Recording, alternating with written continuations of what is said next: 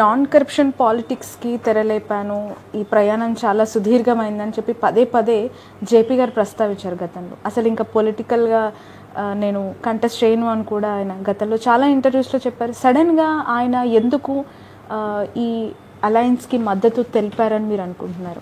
ఎందుకు అంటే, నేను మద్యం పంచలేను, బిర్యానీలు పెట్టలేను, నేను డబ్బులు ఇవ్వలేనని ఇంతకుముందు మీరు అన్న పాయింట్ ఆయన కూడా చాలా సందర్భాల్లో అన్నారు.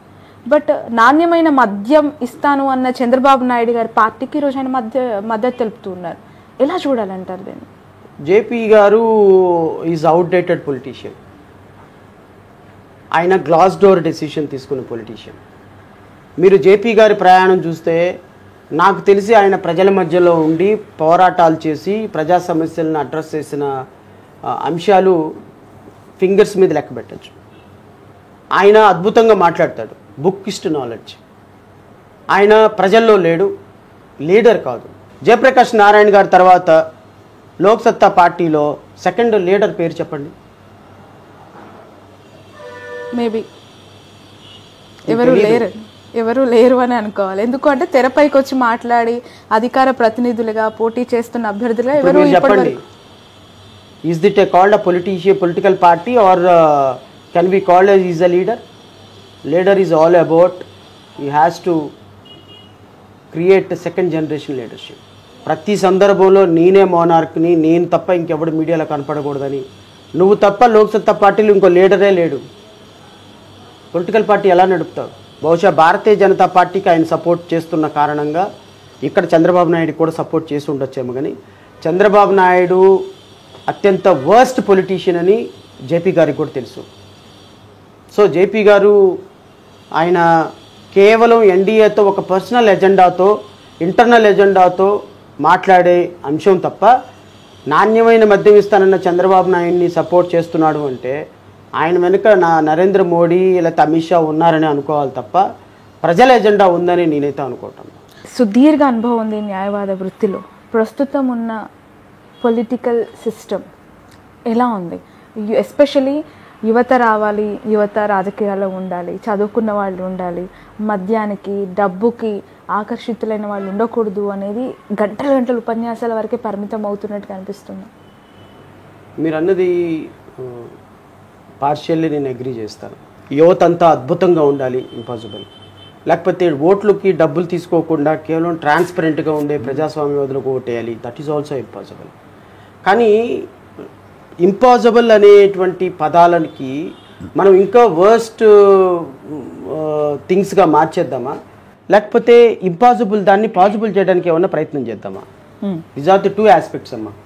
ఇప్పుడు నేను లేకపోతే నాలాగా చాలామంది ఒక పార్టీ పెట్టి ప్రయత్నం చేస్తున్న వాళ్ళకి ఎక్కడో ఒక చోట ఫుల్ స్టాప్ పడాలి అనేది మా ప్రయత్నం.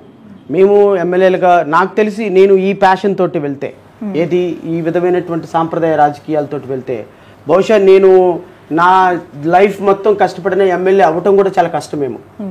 నిజంగా టు బి ఫ్రాంక్లీ స్పీక్స్ నేను ఎమ్మెల్యే అవ్వటం కూడా కష్టమేమో. కానీ నేను కష్టం కదా అని ఆగిపోతే న్యాయమూర్తిగా పనిచేసిన అనుభవం, న్యాయవాదిగా పనిచేసిన అనుభవం, లేకపోతే డెమోక్రసీని, ప్రజాస్వామ్యాన్ని, రాజ్యాంగాన్ని దగ్గరగా చదివినటువంటి వ్యక్తిగా అనుభవం.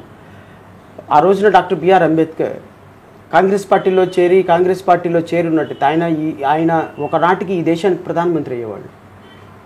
చాలామంది మీరు కాంగ్రెస్ పార్టీలో చేరండి, మీరు దళిత వర్గాలకు చెందిన వ్యక్తి, రాజ్యాంగాన్ని రాసిన వ్యక్తి, నెహ్రూ తర్వాత మీరే ప్రధానమంత్రి అవ్వచ్చేమో ఈ దేశానికి అంటే కూడా కాంగ్రెస్ పార్టీలో చేరకుండా తను ఒక సొంత పార్టీ పెట్టి ఫైట్ చేశాడు. ఆ రోజున అంబేద్కర్ గారి స్ఫూర్తి మాకు ఆదర్శం. నాలాంటి వ్యక్తి రేపు రాజకీయాల్లోకి వచ్చి ఏం సాధిస్తాడు అనేది it is a matter, doesn't matter at all. కానీ మేము తీసుకొచ్చే థాట్, ఇప్పుడు మీరు నన్ను ఇంటర్వ్యూ చేస్తూ అడిగారు, సార్ డెమోక్రసీ ఏంటి, డబ్బు లేని రాజకీయాలు కావాలి, లేకపోతే మందు లేని రాజకీయాలు కావాలని. మీరు ఏ అంబటి రాంబాబునో లేకపోతే నారా లోకేష్నో ఈ మాట అడగగలరా? మీరు ఈ మాట అడగరు. రాజకీయం ఎలా ఉంది, ఎలా గెలిచిపోతున్నారు, ఏం చేయబోతున్నారు అని అడుగుతారు. అసలు ప్రజాస్వామ్యం ఏంటి సార్, డబ్బు లేకుండా రాజకీయాల్లోకి యువత రావాలి సార్, డబ్బులు మందు లేకుండా రాజకీయాలు చేయాలి సార్ అనే ప్రశ్న కూడా మీరు అడగలేరు. ఎందుకంటే వాళ్ళకి చెప్పే స్థాయి లేదు, మీరు వాళ్ళని అడిగే అవకాశం అంతకంటే లేదు. సో అట్లీస్ట్ మీరు ఆ ప్రశ్న అడుగుతున్నారు, నేను సమాధానం చెప్తున్నాను. ఈ ఇంటర్వ్యూ 10,000 1000 మందో 2000 మందో చూస్తారు, అంతకుముందు ఎక్కువ మంది చూస్తారని నేనైతే అనుకోవటంలో. ఎందుకంటే మనం చెప్పేటువంటి సాంప్రదాయమైనటువంటి మాటలు వినేటువంటి ఓపిక ప్రజలకు లేదు. అది అంతా ఎంటర్టైన్మెంటు, లేకపోతే దాన్ని మసాలా మిక్స్ చేసి చెప్పేటువంటి వాళ్ళకు ఉన్నంత ఆదరణ నాలాంటి వాళ్ళకు ఉండదన్న విషయం నాకు చాలా క్లియర్గా తెలుసు. అయినప్పటికీ కూడా ఈరోజు చేస్తున్నటువంటి ప్రయత్నం మన భావితరాలకి ఏమైనా ఒక మంచి ప్రయోగం వస్తుందేమో అన్న ఆలోచన. ఇదే Vivekananda Reddy murder issues AP పాలిటిక్స్లో ఎటువైపు వెళ్తున్నాయి మీరు చూస్తున్నారు. 2019 ఐ థింక్ March 15th అని చనిపోయారు. 5 years కంప్లీట్ అవ్వగానే అదే కుటుంబం నుంచి ముద్దాయిలు అవ్వచ్చు, నేరస్తులుగా పరిగణించబడుతున్న వ్యక్తులపై పోటీ అంటూ ఒకవైపు జగన్ గారి పైన మీరు దస్తగిరిని దింపితే, అవినాష్ రెడ్డి గారిని విమర్శిస్తూ ఉన్న షర్మిల ఆయనపై పోటీకి ఈరోజు సవాల్ చేసిన పరిస్థితి. ఎలా చూడాలంటారు ఈ ఎంటైర్ ఒక మర్డర్ పొలిటికల్? ఇప్పుడు షర్మిలకి వాళ్ళ అన్నయ్య డబ్బులు ఇచ్చినట్టయితే, ప్రాపర్టీస్ సెటిల్ చేసినట్టయితే షర్మిల రాజకీయ పార్టీ పెట్టేదమ్మా వైఎస్ఆర్టీపీ తెలంగాణలో? కేవలం డబ్బుల కోసమే ఆమె పార్టీ పెట్టింది. మరి దేనికోసం పెట్టారు? డబ్బులు ఇవ్వలేదు, ఆయన షేర్ ఇవ్వలేదు ప్రాపర్టీలోనే కదా. అంటే అంతకుముందే ఆమె ఎన్నో ప్రచారాల్లో పాల్గొన్నారు, పాదయాత్ర చేశారు. పదవి ఇవ్వలేదనే, రాజకీయంగా పదవి ఇవ్వలేదు, వైఎస్ఆర్సీపీలో పదవి ఇవ్వలేదు, వాళ్ళ ఆయనకి పదవి ఇవ్వలేదు, వాళ్ళ ఆస్తులు ఇవ్వలేదు అనే కదా ఆమె విభేదించింది అన్నతో. లేకపోతే ఇంకేమైనా పర్సనల్గా వేరే విభేదాలు ఏమైనా ఉన్నాయా? అవి తెలియాలి. యాక్చువల్లీ ఆవిడే చెప్పింది, నేను చెప్పలా, మీరు చెప్పలా. మా అన్నయ్య నన్ను మోసం చేశాడు, నాకు పదవి ఇవ్వలేదు, నన్ను గౌరవించలేదు, ఆయనకి నేను అన్న విడిచిన బాణం అని 4000 కిలోమీటర్ల పాదయాత్ర చేసి అధికారం చేస్తే నన్ను ఇగ్నోర్ చేశాడు. పదవి కోసం పాకులాడలేదని పదే చెప్పారు. పదవి కోసమే షర్మిల బయటకు వచ్చారని ఆవిడే చెప్పింది. నన్ను నా భర్తను గౌరవించలేదని చెప్పింది. వైఎస్ఆర్టీపీ అని తెలంగాణలో పార్టీ పెట్టినప్పుడు ఏముందమ్మా, ఆంధ్రాతో మాకేం సంబంధం, నేను ఇక్కడ కోడల్ని అనింది. వాళ్ళ అమ్మే ఉంది, మాకేమిటమ్మా ఆంధ్రాతో సంబంధం అనింది. వైఎస్ఆర్టీపీని తీసుకుని వెళ్ళిపోయి కాంగ్రెస్ పార్టీని విలీనం చేసి ఆంధ్రప్రదేశ్లో పీసీసీ ప్రెసిడెంట్ వచ్చిన తర్వాత ఈ రాష్ట్ర ప్రజల మీద ప్రేమ పెరిగిందా? వైఎస్ వివేకానంద రెడ్డి హత్య మీద ప్రేమ పెరిగిందా? ఈ ఈ ఈ కోణాలన్నింటినీ రాజకీయంగా వాడుకోవాలనేటువంటి షర్మిల అసలు ఈ రాష్ట్రంలో కనీసం డిపాజిట్ కూడా తెచ్చుకోదు. మీరు కడపలో ఆవిడ నుంచి ఉంటుంది కదా ఎంపీగా, నిన్న ప్రకటించారు.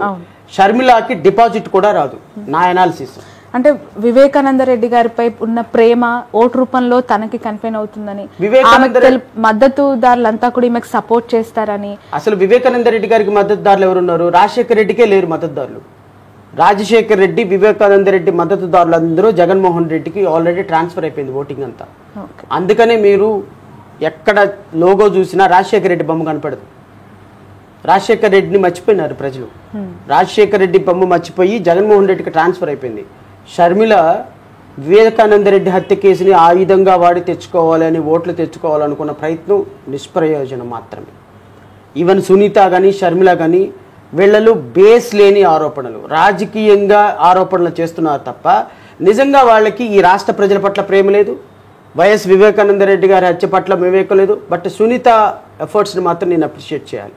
షర్మిల రాజకీయంగా వాడుకుంటుంది కానీ సునీత యాజ్ బీయింగ్ అ డాటర్గా she is fighting, she is giving a good fighting.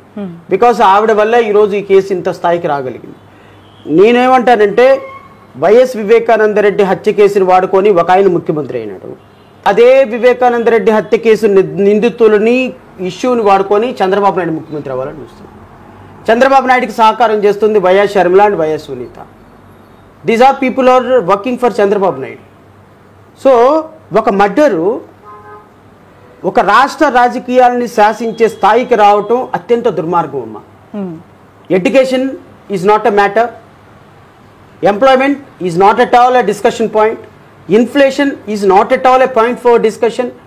రాష్ట్రంలో దళిత బిడ్డల మీద జరిగిన దాడులు, మైనార్టీ బిడ్డల మీద జరిగిన దాడులు, అణగారిన వర్గాల మీద జరిగిన దాడులు, మద్దతు ధర రైతులకు ఇవ్వనటువంటి వ్యవహారాలు ఇవేమీ ఎలక్షన్ ఎజెండాలో, ఎలక్షన్ పాయింట్లో లేకుండా మీ మీడియా చాలా అద్భుతంగా కవర్ చేసింది. మా మీడియా అబ్సల్యూట్లీ మీ మీడియానే. ప్రజల్ని మోసం చేసేది మీడియానే, ప్రజల్ని చైతన్యపరిచేది మీడియానే. రైట్. ఇంత చేస్తున్న జడా శ్రవణ్ గారి గురించి పర్సనల్గా ఒక క్వశ్చన్ అడగాల్సిన సందర్భం. టీడీపీ అనుకూల పత్రికల్లో, ఛానళ్లలో అనేక చర్చా కార్యక్రమాల్లో పాల్గొన్న జడా శ్రవణ్ చంద్రబాబు నాయుడు గారికి, లోకేష్ గారికి ప్రతి విషయంలో ప్రభుత్వం పైన బురద జల్లే ప్రయత్నము, ఎత్తి చూపించే ప్రయత్నం, వాళ్ళ గొంతు మీ గొంతు ఒకే రకంగా ఉండి పోరాటం చేసిన వ్యక్తి ఉన్న ఫలంగా ఎందుకు ఈ యూటర్న్ తీసుకున్నారు? అమ్మ, ఉద్యమం వేరు, రాజకీయం వేరు. 2019 నుంచి నేను ఉద్యమంలో ఉన్నా.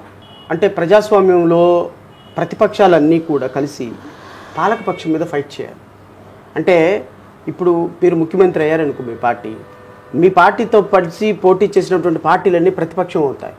మీరు ఏదైనా తప్పు చేస్తే ప్రజల గొంతుకుగా మేము ఉండి మిమ్మల్ని ప్రశ్నించాలి. It is not that fight between opposition leaders. It is a fight between ruling party and opposition party. నేను, చంద్రబాబు నాయుడు గారు, పవన్ కళ్యాణ్, సిపిఐ, సిపిఎం మేమందరం కలిసి ప్రభుత్వాన్ని ప్రశ్నించాం. అయితే ప్రభుత్వాన్ని ప్రశ్నించేటప్పుడు నాకు ఒక ప్లాట్ఫామ్ ఫెసిలిటేట్ చేసింది మాత్రం తెలుగుదేశం అనుకూలమైనటువంటి మీడియా అని చాలామంది మీలాంటి వాళ్ళ అభిప్రాయం.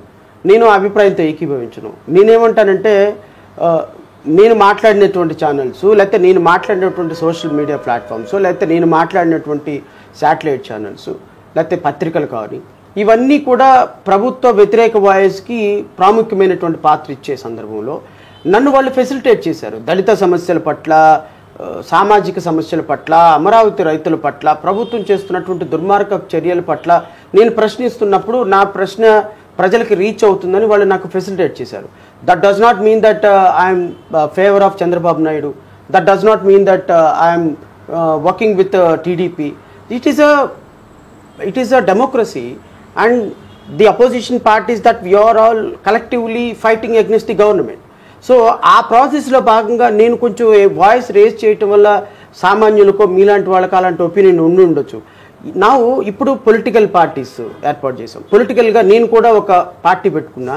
నేను ఇప్పుడు ప్రజల దగ్గరికి వెళ్ళి ఓటు అడుగుతున్నా. నేను మీ దగ్గరికి వచ్చి ఓటు అడిగి చంద్రబాబు నాయుడుకి ఓటు వేయండి, జగన్మోహన్ రెడ్డికి ఓటు వేయండి అని నేను చెప్పలేను కదా. సో నేను డెమోక్రసీలో ప్రజల దగ్గరికి వెళ్ళి ఓటు అడిగే సందర్భంలో చంద్రబాబు నాయుడు ఏం తప్పులు చేశాడో చెప్పాలి, జగన్మోహన్ రెడ్డి ఏం తప్పులు చేశాడో చెప్పాలి, బీజేపీ ఏం తప్పులు చేసిందో చెప్పగలిగితేనే నేనేం చేయగలను నేను చెప్పగలుగుతా. సో నేను ఒక పొలిటికల్ పార్టీ అధ్యక్షుడిగా ఈరోజు చంద్రబాబు నాయుడు విమర్శించడానికి కారణం అదే. బికాస్ ప్రజలకి people should know the truth. And Jaganmohan Reddy విమర్శించడానికి కారణం అదే. 5 సంవత్సరాలు జగన్మోహన్ రెడ్డిని విమర్శించాం. కనీసం ఈ 3 నెలలైనా చంద్రబాబు నాయుడు చేసి చెప్తేనే కదా ప్రజలు నాకు ఓటేస్తారు. So it is all about democracy. నేను డెమోక్రటిక్ ప్రాసెస్లో చాలా కీన్గా అబ్జర్వ్ చేసే వ్యక్తిని కాబట్టి సో ఖచ్చితంగా నేను ఏ ఇంటెన్షనల్తోనో లేకపోతే ఎవరి సపోర్టుతోనో ప్రజల దగ్గరికి వెళ్ళటంలా